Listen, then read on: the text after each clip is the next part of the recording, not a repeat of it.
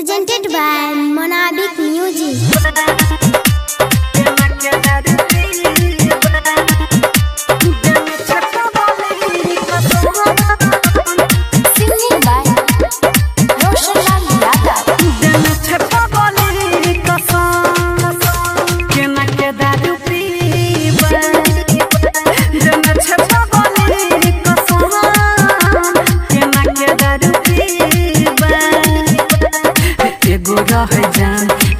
हो गया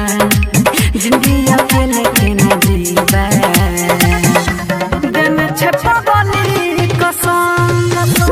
के न के दारू पीवा दिन छपा बोली कसम के न के दारू पीवा के न के दारू पीवा दिन छपा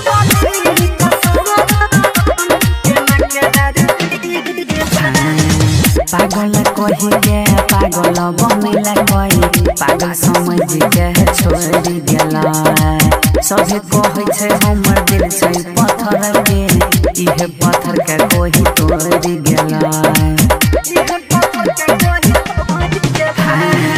पागल कही के पागल बनिला कही पागल समझ के छोड़ गेला सभी कहे छै हमर दिल छै पत्थर के इहे पत्थर के कोई तोड़ गेला दोषी छै सनम कि दोषी छी हम कि जाने दोषी छै नसीबे दिन छपा बोली कसम के न के दारू पीवा दिन छपा बोली कसम के न के दारू पीवा के न के दारू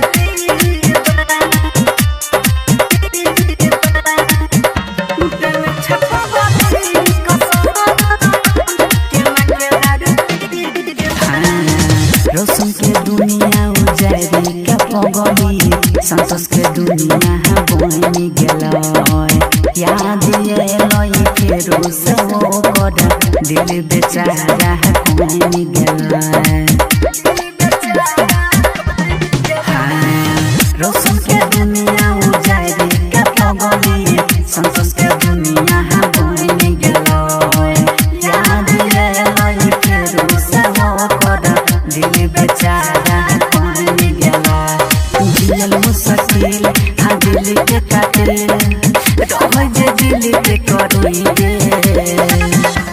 दिन छपा बोली